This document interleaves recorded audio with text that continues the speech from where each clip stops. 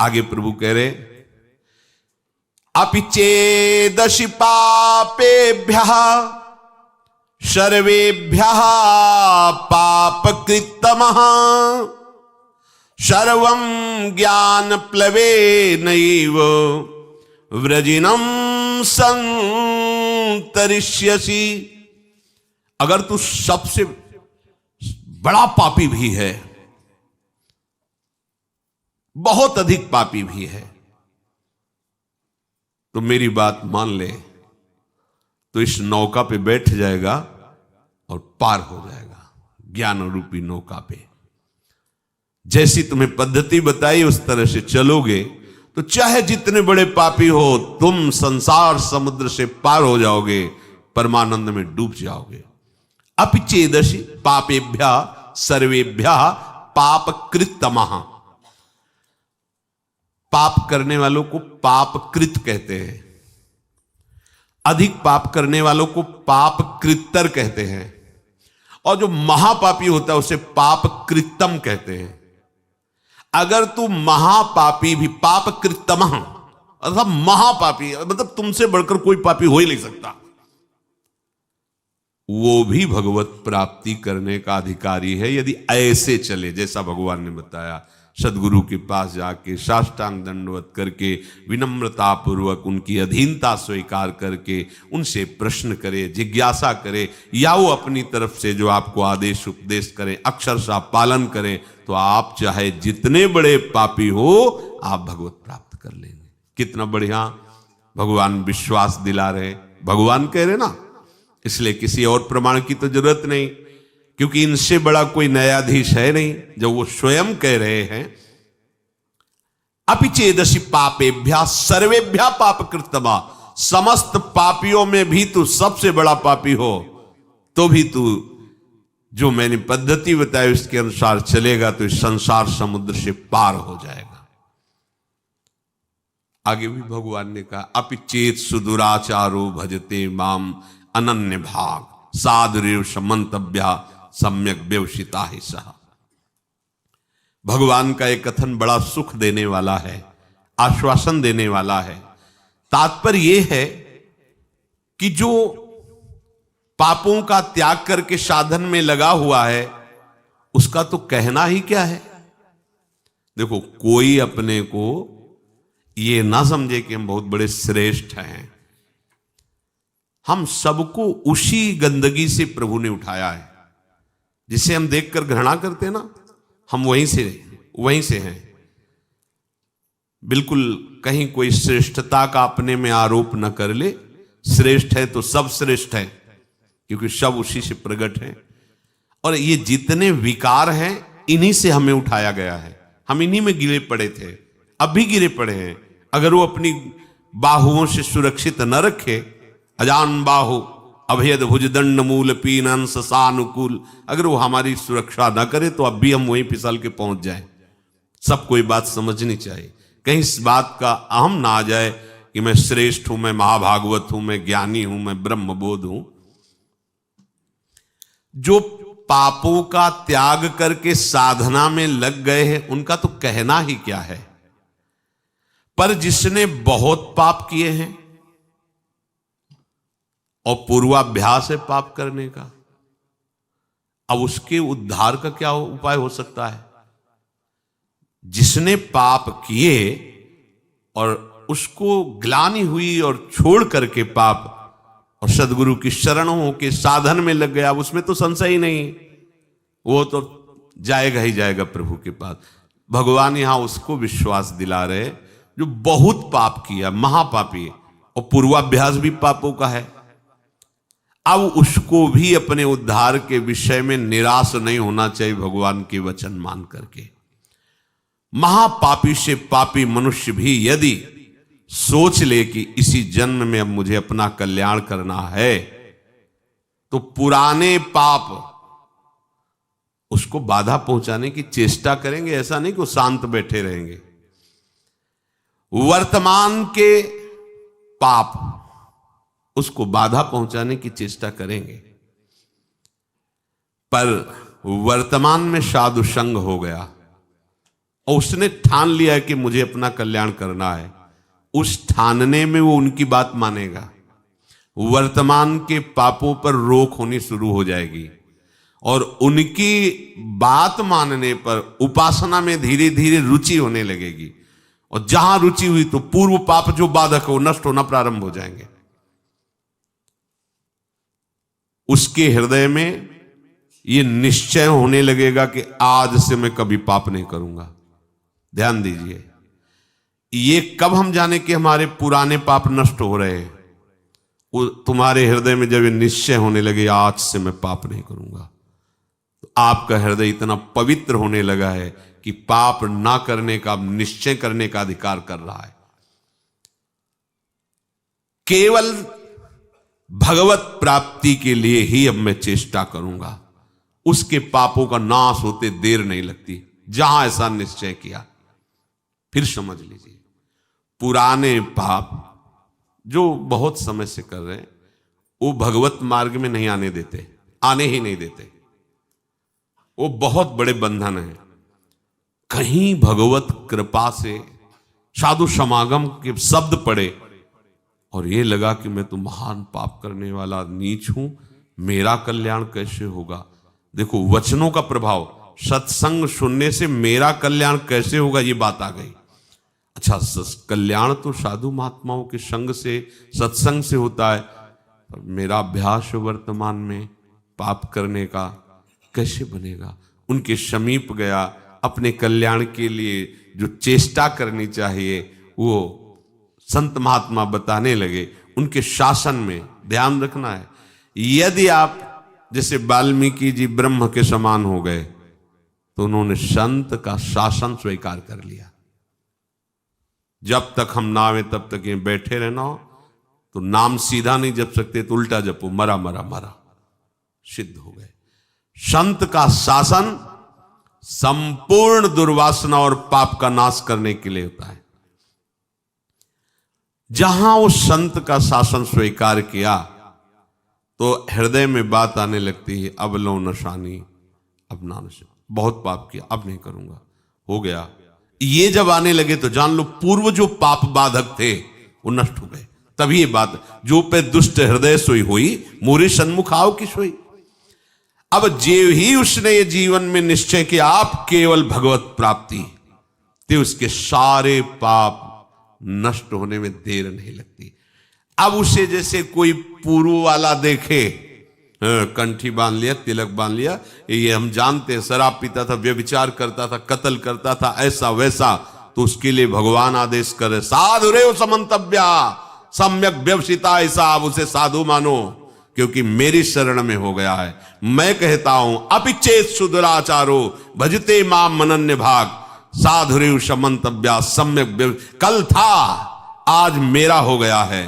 अब इसे आदेश करते भगवान, साधु मंतव्या, तुम इसे साधु ही मानो क्योंकि मैं करूंगा इसे साधु, करो सद्यते ही।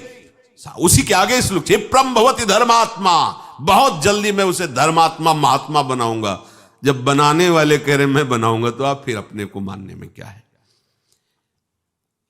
ऐसे उसके पाप नष्ट हो जाते हैं जैसे 100 वर्ष से घना अंधेरा छाया हो और आप प्रकाश प्रकट करें तो 100 वर्ष में ही क्या हो, अंधेरा नष्ट होगा क्या? ना, 1 मिनट में खत्म हो जाए। वो प्रकाश जो ही जला, अंधेरा खत्म।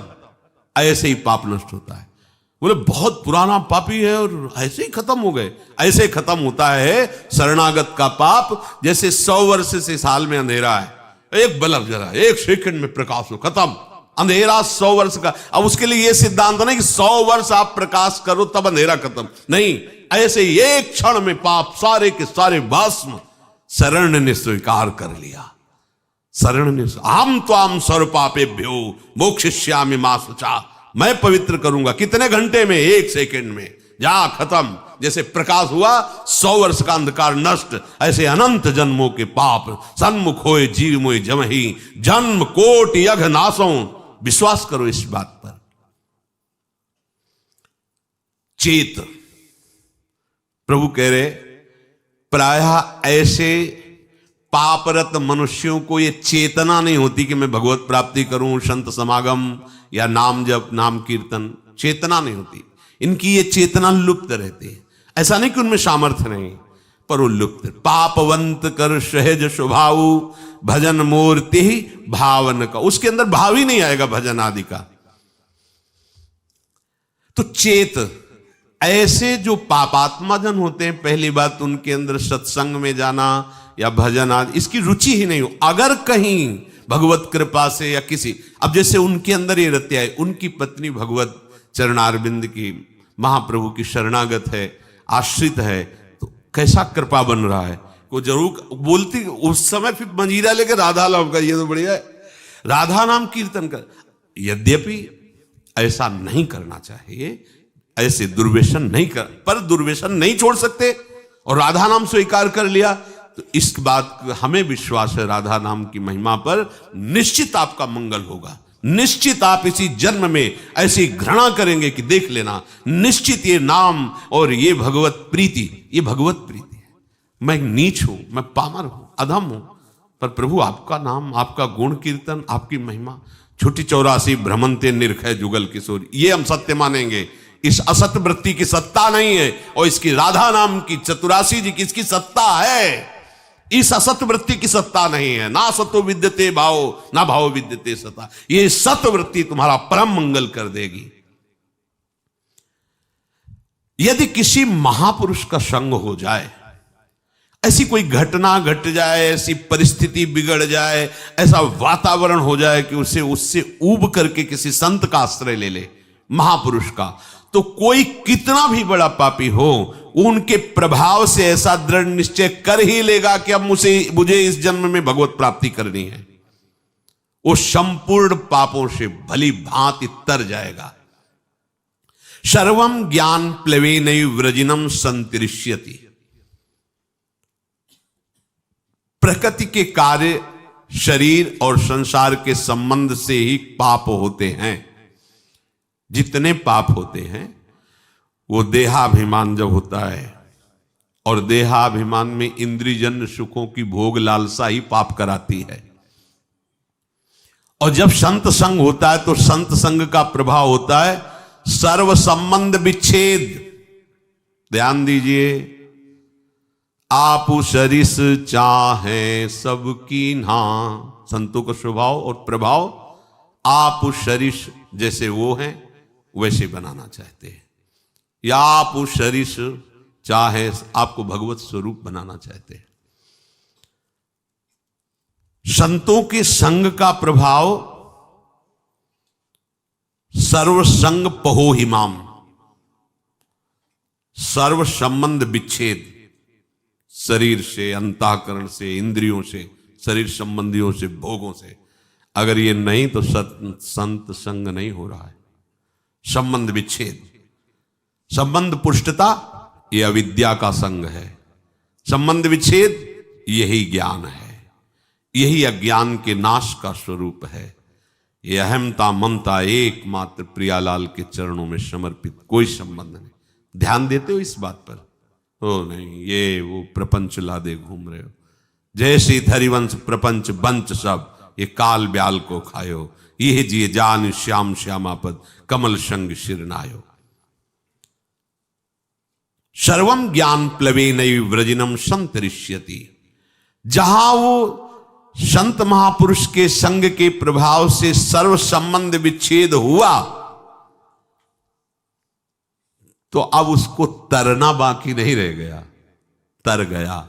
मूला भावे कुतः शाखा, जब मूल ही कट गया तो अब शाखा कहां टिकेगी?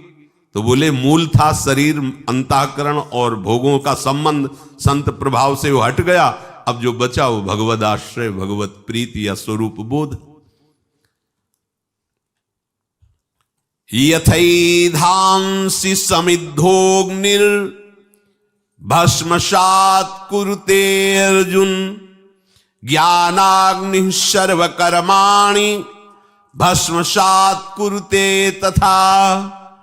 हे अर्जुन, जैसे प्रज्वलित अग्नि ईंधनों को सर्वथा भस्म कर देती है, ऐसे ही जब संत संग से ज्ञान प्रकट होता है तो संपूर्ण कर्मों को सर्वथा के लिए भस्म कर देती है। ये बात भगवान के वचन। यथई धान से समिद्धोग निर्भस्म सात कुरते अर्जुन। पीछे के श्लोक में भगवान ने बताया कि जब कोई संत महापुरुषों का आश्रय लेकर के उनके द्वारा बताए हुए मार्ग पर चलता है तो कितना भी बड़ा पापी हो, मार्ग में चलने का तात्पर्य नौका पे बैठना, वो ज्ञान रूपी नौका से पाप रूपी संसार रूपी समुद्र से तर जाता है। तो बोले समुद्र से पार हो गया पर समुद्र तो रह गया, समुद्र की सत्ता तो है। तो आगे के श्लोक में भगवान कहते हैं भस्म सात कुरते अर्जुन, कुछ नहीं बचता। उदाहरण में कह रहे कि जैसे प्रज्वलित अग्नि के साथ संयोग करा दीजिए, कुछ भी वो सबको अपना स्वरूप प्रदान कर देगी। लोहा डाल दीजिए, सोना डाल दीजिए, बिष्ठा डाल दीजिए, चंदन डाल दीजिए, जो भी डालोगे वो अग्नि अपने ताप से उसे अपनामय स्वरूप दे देगी। लोहा भी अग्निमय हो जाएगा, सब कुछ वो भस्म कर देगी, कुछ शेष नहीं रहेगा, किंचन मात्र शेष नहीं रहेगा। ज्ञानाग्नि सर्व कर्माणि भस्मसात् कुरुते तथा। जैसे अग्नि सब कुछ भस्म कर देती है, ऐसे ही संत संग के प्रभाव से प्रकट हुए ज्ञान रूपी अग्नि से संचित प्रारब्ध क्रियमाण सब भस्म हो जाते हैं। संचित प्रारब्ध क्रियमाण तीनों कर्म भस्म हो जाते हैं। अग्नि में जैसे काष्ठ का अत्यंत अभाव हो जाता है, ऐसे ही संत संग से प्राप्त हुए ज्ञान से पूर्ण समस्त बंधनों का अभाव हो जाता है। सब बंधन भस्म हो गए, कोई बंधन नहीं, न कर्म बंधन, न शरीर बंधन, न भोग आसक्ति, न देह के संबंधियों का बंधन। तात्पर्य है संसार शरीर से संबंध विच्छेद हो जाने पर ही विशुद्ध बोध होता है, और वही जब कहो तो उसे माना जाता है कि हमारे साथ कटु व्यवहार हो रहा है। ये कटु व्यवहार तुम्हारे माने हुए राग पर हो रहा है। जब तक इस राग का तुम वैराग्य में परिवर्तन नहीं करोगे विवेक के द्वारा, तब तक परमार्थ का अनुभव नहीं हो सकता। वैराग्य को समझा जाता है स्वेच्छाचार। अरे ककारा नहीं आता परमार्थ का, केवल कपड़ा बदल लेने से परमार्थी थोड़ी हो जाते हो।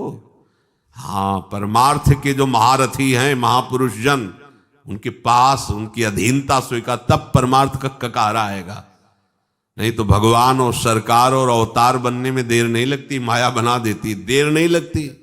हाँ, जहां 10-20 हजार लोग दंडवत किए तो यहां आने लगता है हम तो कुछ विशेष हैं, और जहां विशेष है ता फिर वो भगवान की माया अपना प्रभाव दिखा देती है। बड़ा विचित्र खेल है, बिना गुरु कृपा के समझ में नहीं आता। अगर इस अहंकार पर कोई शासन कर सकता है तो एकमात्र भगवान ही कर सकते हैं, गुरुदेव भगवान ही कर सकते हैं। संबंध विच्छेद होने पर ही आपको परमात्म तत्व का अनुभव होगा। बैठा लो इस बात को। शरीर से अपनापन, शरीर संबंधियों से अपनापन, भोगों से अपनापन हटाना ही पड़ेगा यदि भगवत प्राप्ति करना चाहते हो। देखो महाप्रभु कह दूरादपास्य स्वजनान सुखमर्थ कोटिम सर्वेषु साधन वरेश्चिरम निराशा तो वर्षंत में उस सहजाद्भुत सौख्य धाराम श्री राधिका चरण रेणु माम स्मरम। सैकड़ों बार इस श्लोक को सुनाया होगा, आपने सुना होगा और पढ़ा होगा। दूरादपास्य स्वजनान, परिवार के संबंध से बहुत दूर, घर में रहते हुए बहुत दूर, गृहस्थ हो तो भी बहुत दूर, राग रहित होना। जैसे ये बड़े बड़े महापुरुष जो गृहस्थी में, उनके जीवन चरित्रों को पढ़ के देख लीजिए। श्रीवास जी के घर में कीर्तन हो रहा है, पुत्र पधार गया, कान में जाके कहा पुत्र महाप्रभु तक आवाज नहीं जानी चाहिए, कीर्तन नहीं बंद होना चाहिए, कीर्तन बंद हुआ तो मेरे प्राण निकल जाएंगे। और उछल उछल कर कीर्तन कर रहे हैं, राग रहित। अगर राग हृदय में है तो चाहे आप गृहस्थ हो चाहे आप विरक्त हो, इसे कोई फर्क नहीं पड़ता है। ये अंतर का, भगवत प्राप्ति अंतर के विषय से होती है। ये आचार्य परंपरा, ये वेश बाहर से त्याग करते हुए आंतरिक राग को मिटाने के लिए है, जो निवृत्ति मार्ग के उपासक हैं। नहीं तो जो निवृत्ति मार्ग के प्रभु हैं वही प्रवृत्ति मार्ग के प्रभु हैं। जो भगवत प्राप्ति निवृत्ति मार्ग को होती वही प्रवृत्ति मार्ग को होती। बस अपने सिद्धांत से चले, दोनों को ही वैराग्य धारण करना होगा। एक को बाहरी और आंतरिक दोनों, और एक को केवल आंतरिक बाहरी व्यवहार में रहते हुए भी वो भगवत प्राप्ति वैसे ही करेगा। संबंध विच्छेद, ये बड़ी जोर की बात है। संबंध विच्छेद बिना संबंध के नहीं हो सकता। कोई तो हमारा हो, अब उसको अपनापन ना सदगुरुदेव में है ना श्री जी में है, तो संबंध विच्छेद कर ही नहीं सकता, केवल नाटक होता है। क्या होगा ये लाल पीले धारण करने से? आंतरिक राग की पुष्टता के लिए कपट पूर्वक परमार्थ का पोषण, बड़ा चतुर बनता है जीव, और वो चतुराई करके स्वयं नरक जाने का रास्ता पुष्ट करता है। समझता कोई जानता नहीं। अरे जिसके तुम हो वो तो जान ही रहा है ना, वो तो सबके हृदय बैठा हुआ, वो खुद देख रहा है, साक्षी है सबका, वो सबका दृष्टा है। कैसी भूल है कि जिन विषयों को त्यागने के लिए मार्ग लिया जाता है, उन्हीं विषयों को भोगने के लिए इसका कपट पूर्वक आश्रय। कैसा कैसा भगवान का ये विचित्र माया जाल है। वो जानते, दूसरों को उपदेश दे सकता है, वो दूसरों के लिए वो लिखित दे सकता है, और अपने लिए पर उपदेश कुशल बहुत है। दूसरों को उपदेश देने के लिए तो क्या आनंद आता है, लेकिन अपने आचरणों पर उस उपदेश को उतारो, तभी भगवत प्राप्त। संबंध विच्छेद, गुरु से संबंध बनाकर उसका नाटक करना, और संबंध शरीर और शरीर के भोगों से प्रभु को अपना मानने का नाटक करना, और संसार से अपना सत्य भाव रखना, प्रभु को साधन बना लेना और विषयों को साध्य बना लेना। कहां की चतुरता है ये, कहां की बुद्धिमत्ता है? अपने हाथ से अपना नाश कर रहे हो। जब तक संबंध विच्छेद नहीं, तब तक परमात्म तत्व का बोध नहीं। बातें बनाने वाले तो हम जैसे बहुत हैं, बहुत बातें बनाने वाले, खूब बढ़िया लच्छेदार भाषण हो सकता है, लेकिन परमात्म प्राप्ति लच्छेदार भाषण देने और सुनने से नहीं होती, उसका वर्ण करने से होती है। सब संबंध विच्छेद, एकमात्र प्रियालाल से अपना संबंध। वास्तव में जब तक कोई अपना किसी को मानता है, अपना संबंध किसी से रखता है, तब तक प्रभु से अपनापन होता ही नहीं है। जब तक अपने लिए कर्म करता है, अपने लिए भोग सामग्री मानता है, तब तक वो भगवत भाव में प्रवेश नहीं पाता है।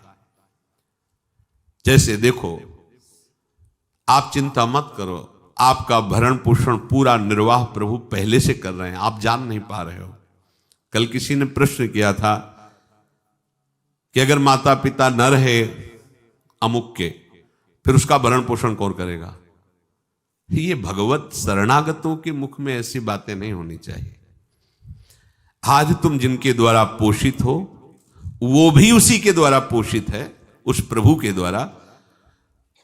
आज तुम्हारी वो रक्षा कर रहा है, लेकिन तुम किसी को अपना माने इसलिए समझ नहीं पा रहे हो। कल वही तुम्हारी रक्षा करेगा, वही भरण पोषण करेगा। व्यर्थ में चिंता मत करो। ये चिंता तभी होती है जब चिंतामणि श्री स्वामिनी जी के चरणों से आपने संबंध नहीं स्वीकार किया है। चिंता करने की जरूरत नहीं है। अपने जीवन से हम जानते हैं।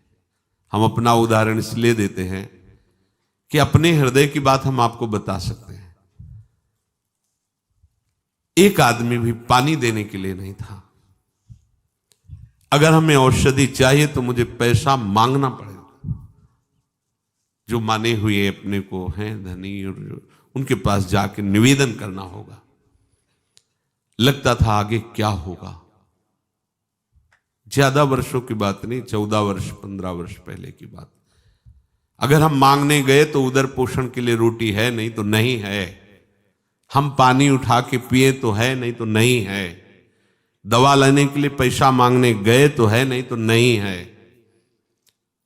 कल के लिए विचार कभी आते थे कि क्या होगा, जब हम उठ नहीं पाएंगे, जब हमारी किडनी इस स्तर की हो जाएगी, तब क्या होगा?